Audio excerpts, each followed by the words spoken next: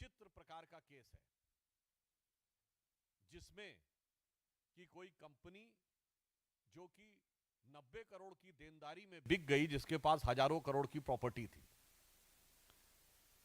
दूसरी दृष्टि से देखें तो एक विचित्र केस है जिसमें खरीदने वाले और बेचने वाले दोनों एक ही थे। तीसरी दृष्टि से देखें तो बहुत विचित्र बात है कि यह दावा किया जाता है कि यह स्वतंत्रता संग्राम सेनानियों के कंट्रीब्यूशन से और उनकी स्मृति में प्रारंभ किया गया देश के प्रथम प्रधानमंत्री पंडित जवाहरलाल नेहरू जी के द्वारा, और कांग्रेस के दौरे हुकूमत में बंद हो गया। 2008 में बंद हुआ। 60 साल में उससे पहले 50 साल कांग्रेस की सरकार रही थी। तो सवाल उठता है कि क्या कांग्रेस अपने 50 साल के शासनकाल में अपनी विरासत को बचा नहीं पाई? क्या वो जनता में इतनी अनपॉपुलर हो गई थी वो विरासत कि कोई उसका खरीदार नहीं था? बाकी तो छोड़िए, क्या कांग्रेस कार्यकर्ता भी अपना अखबार खरीदने को तैयार नहीं थे? जबकि राजीव गांधी फाउंडेशन को उसी दौरे हुकूमत में खूब पैसा मिल रहा था। यह अपने आप में कांग्रेस पार्टी की नीयत पर सवाल पैदा करता है। और 3 अखबार थे, नेशनल हेराल्ड इंग्लिश में, नवजीवन हिंदी में, कौमी आवाज उर्दू में। सरकारी सपोर्ट तो छोड़िए, प्राइवेट सपोर्ट तो छोड़िए, यदि 10% कांग्रेस कार्यकर्ता भी इन अखबारों को खरीदने के लिए तैयार होते तो शायद उनके बंद होने की नौबत नहीं आती, या कांग्रेस पार्टी अपने फंड में से खरीदकर कम से कम अपने जिला और मंडल स्तर पे ही डिस्ट्रीब्यूट कर देती। और मजे की बात यह है कि कौमी आवाज भी नहीं बिका, उर्दू का अखबार, यानी कौम ने भी आवाज नहीं सुनी। यह अपने आप में शक पैदा करता। परंतु मैं यह कहना चाहता हूं कि कांग्रेस की, ये मैंने प्रश्न इसलिए उठाए कि ये कांग्रेस की नीयत पर संदेह पैदा करते हैं। इसका मतलब कांग्रेस पार्टी और कांग्रेस को संचालन करने वाले नेता ये चाहते ही नहीं थे कि यह अखबार चले, और इसीलिए उन्होंने जिस कंपनी में खरीदा उसमें उन्होंने पदेन नहीं बनाया। जैसे हमारे यहां कई संस्थाएं हैं जहां भारतीय जनता पार्टी का राष्ट्रीय अध्यक्ष पदेन उस संस्था का अध्यक्ष होता है। इन्होंने व्यक्ति के अनुसार बनाया। यानी अगर दूसरे ढंग से कहें, अभी वक्फ का बिल पास हुआ है और उसको लेकर भी चर्चा चल रही है, जिस पर वक्फ वाल औलाद का विषय आया था। इन्होंने तो लगता है कि जो हमारे स्वतंत्रता संग्राम सेनानी थे उनकी प्रॉपर्टीज को भी प्रॉपर्टी अल औलाद कर दिया, यानी अपनी औलाद के नाम पर कर लिया उस प्रॉपर्टी को। परंतु मैं ये बताना चाहता हूं कि कांग्रेस की इस नियत पे संदेह सिर्फ हमको नहीं है, कांग्रेस के बहुत वरिष्ठ नेताओं को बहुत पहले से था। और आज मैं आपको कोट करना चाहता हूं, सरदार वल्लभ भाई पटेल ने नेशनल हेराल्ड के केस को लेकर 3 मई 1950 को जवाहरलाल नेहरू जी को लेटर लिखा है, जो करेस्पॉन्डेंसेस ऑफ सरदार पटेल में स्पष्ट रूप से इसका उल्लेख है। मैं उसके बहुत डिटेल में नहीं जाना चाहता, परंतु मैं उसके सिर्फ 2 लाइनें बताना चाहता हूं जो उन्होंने लिखा। It is also bound to subject ourselves to the criticism for a manner in which the National Herald is securing assistance from the persons who are associated with the activities of the government. I need hardly add to what I have already told you about this subject. उन्होंने कहा कि मुझे इस विषय को लेकर आपत्ति है कि यदि ये हमारा स्वतंत्रता संग्राम सेनानियों का कार्य था तो सरकार से जुड़े हुए लोग जिस प्रकार से इसमें इन्वॉल्व हो रहे हैं वह चीज आपत्तिजनक है। अब आप आइए साहब, और मजेदार बात क्या होती है कि उसके बाद जवाहरलाल नेहरू जी लिखते हैं कि इसमें कोई खास बात नहीं है। उनके पत्र का लास्ट बट वन पैराग्राफ है, ये वो जवाब देते हैं सरदार पटेल को 5 मई को ही, 5 मई 1950 सरदार पटेल लिखते हैं नेशनल हेराल्ड के बारे में नेहरू जी को, और सेम डे नेहरू जी का जवाब जाता है और वो कहते हैं we all are sometimes receive contributions for the charitable funds or like purposes. Should they all be refused or should they be acceptable in the certain circumstances? कोई बात नहीं, बहुत सारे लोग कंट्रीब्यूट करते रहते हैं, सरकार से भी गैर सरकार से भी, तो हमें लेना चाहिए, उसमें कोई बुराई मुझे नजर नहीं आती है। अब देखिए सरदार पटेल 6 मई को यानी नेक्स्ट डे फिर नेहरू जी को लिखते हैं और वो इसके ऊपर बहुत विस्तार से कहते हैं कि कुछ प्राइवेट कंपनीज, कुछ शेयर होल्डर्स, कुछ लोग किस प्रकार से लिख रहे हैं। अब उनके सिर्फ मैं 2 वाक्य पढ़ता हूं। एक वो लिखते हैं, as I wrote to you, ये सरदार पटेल लिख रहे हैं नेहरू को 6 मई 1950। As I wrote to you, I left out an account contribution which did not come from those who were concerned with the operations of the department. Otherwise, my information is that the number of contributions actually received was sufficiently large and covered others as well. अब आगे सरदार पटेल जो line लिख रहे हैं वो बहुत गंभीर है। The transactions which I referred to you are of a different nature. There is no question of charity about it. जो आप कह रहे हैं कि ये तो भावना हत हो गई कांग्रेस पार्टी की, इसमें तो वो साफ साफ कह रहे हैं कि ये चैरिटी का विषय नहीं बनता है। अब सुनिए, उसके बाद दिव्य बुद्धि पंडित जवाहरलाल नेहरू जी की। अब देखिए इससे बहुत साफ हो जाता है कि जो आज कह रहे हैं कि स्वतंत्रता संग्राम सेनानियों का भावनात्मक लगाव था, 6 मई 1950 को यानी नेक्स्ट डे सरदार पटेल को लेटर लिखते हैं जवाहरलाल नेहरू। लास्ट लाइन क्या है उस पर गौर फरमाइएगा। As a matter of fact the Herald is a fairly good business proposition and its preference shares and debentures are not a bad investment. I repeat, as a matter of fact the herald is a fairly good business proposition and its preference shares and debentures are not a bad investment। और जो मैं आपको बता रहा हूं यह media में पूर्व में प्रकाशित हो चुका है। कई प्रतिष्ठित समाचार पत्र इसको 2 साल 3 साल पहले अपने आर्टिकल्स और जो उन्होंने रिसर्च आर्टिकल्स लिखे हैं उनमें प्रकाशित भी कर चुके हैं। अब आप सोचिए, यह नेहरू जी के जमाने से ही था कि जो निवेश हो रहा है नेशनल हेराल्ड में वो बहुत मुनाफे का हो सकता है, ये गुड बिजनेस इन्वेस्टमेंट है और इसलिए इसके शेयर या डिबेंचर किसी भी प्रकार से कोई घाटे का सौदा नहीं माने जा सकते। इसका मतलब प्रॉपर्टी, घाटा, मुनाफा, बिजनेस प्रपोजिशन, यह विचार शुरू से था।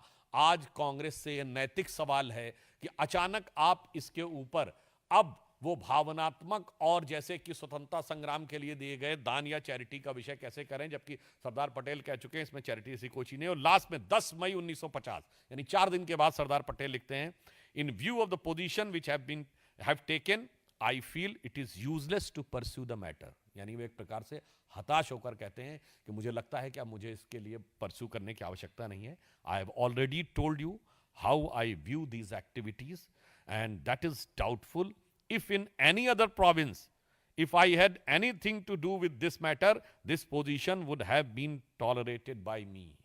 अब वो कह रहे हैं कि अब मैं पूरी तरीके से निराश हो गया हूं तो मैं इस पे पुनः नहीं आना चाहता। अब आप बताइए, मैं कांग्रेस पार्टी से पूछना चाहता हूं, कौन सा त्याग, कौन सा समर्पण, कौन सा योगदान स्वतंत्रता संग्राम सेनानियों का, या ये शुद्ध बिजनेस ट्रांजैक्शन का मामला है तो वो कैसे कह सकते हैं कि ये ईडी के परव्यू के बाहर है अथवा यह किसी प्रकार की राजनीतिक दुर्भावना से प्रेरित है। जबकि यह विषय 2012 में प्रारंभ हुआ। अक्टूबर 2013 में यूपीए सरकार के शासनकाल में दिल्ली हाईकोर्ट के निर्देश पर यह केस प्रारंभ हुआ था एक जनहित याचिका के द्वारा और इसको लेकर संदेह 1950 से कांग्रेस नेताओं में था। अब दूसरा एक आपको और बहुत रोचक परंतु गंभीर और चिंताजनक उदाहरण, कांग्रेस के बहुत वरिष्ठ नेता जो 4 बार उत्तर प्रदेश के मुख्यमंत्री रहे, श्री चंद्रभानु गुप्त, उनके संस्मरण जो कि 2021 में प्रकाशित किए गए, जिसका शीर्षक था सफर कहीं रुका नहीं झुका नहीं, नमन प्रकाशन लखनऊ के द्वारा। वो लखनऊ के पानदरीबा क्षेत्र में रहते थे। हम लोग तो, मैं तो खैर बचपन में उनको देखने का भी मुझे अवसर मिलने का। अब देखिए, C B Gupta, the 4-time chief minister of Uttar Pradesh, writes in his memoir, I am surprised that the National Herald is now considered as a property of Nehru family. if there is some investigation by an inquiry commission into how the funds were collected for National Herald, there will be a big expose. From the very beginning of the policy of National Herald was to promote Nehru and his daughter. For freedom of press meant attacking whosoever criticized the wrong policies of Nehru family. ये श्री चंद्र भानुगुप्त जो कई बार उत्तर प्रदेश के मुख्यमंत्री रहे, कांग्रेस के वरिष्ठ नेता रहे, स्वतंत्रता संग्राम सेनानी रहे, ये उनका वक्तव्य है, कोट अनकोट हमारा वक्तव्य नहीं है। अब आगे देखिए नेशनल हेराल्ड के बारे में और भी खुलासे वाली बात है। वी ऑल, आगे वो लिखते हैं, आचार्य नरेंद्र देव, शिव प्रकाश, शिव प्रसाद गुप्ता, पुरुषोत्तम दास टंडन, ये सब बहुत बड़े नाम हैं। पुरुषोत्तम दास टंडन जी आजादी के बाद पहले कांग्रेस अध्यक्ष बने थे, जिनसे नेहरू जी ने स्टेप डाउन करवा दिया था कि सत्ता का केंद्रीकरण दो जगह नहीं होना चाहिए। आज ये लोग कहते हैं ना कि अथॉरिटी वाली बात। अब सुनिए, we all, Acharya Narendra Dev, Shri Prakash, Shiv Prasad Gupta, Purushottam Das Tandon and myself means C B Gupta sold shares. 100 shares were bought in the name of Nehru so that he could be named as its director.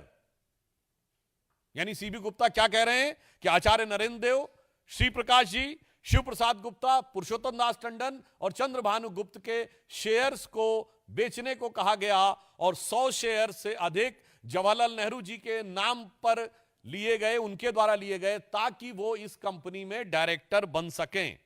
Some money was taken from Congress and part came from the money bags gifted to Nehru and other leaders.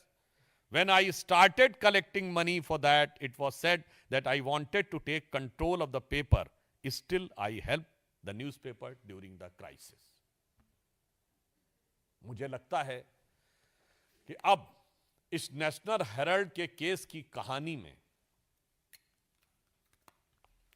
ED की कहानी तो बहुत किनारे हो जाती है। अब तो ये कांग्रेस के वरिष्ठतम नेताओं की जुबानी, स्वतंत्रता संग्राम सेनानियों की जुबानी, कांग्रेस का पूरा चरित्र, चेहरा और चिंतन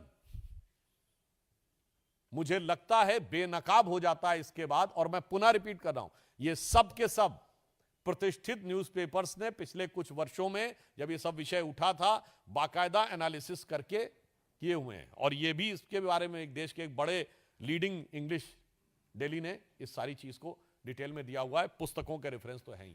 तो अब मेरा सवाल है कांग्रेस पार्टी से, अब सवाल नैतिक है।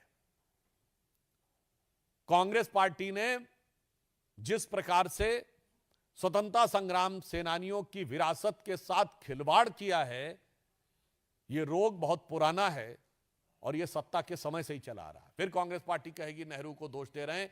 आज मैं पुनः कहना चाह रहा हूं, नेहरू को हम दोष नहीं दे रहे हैं।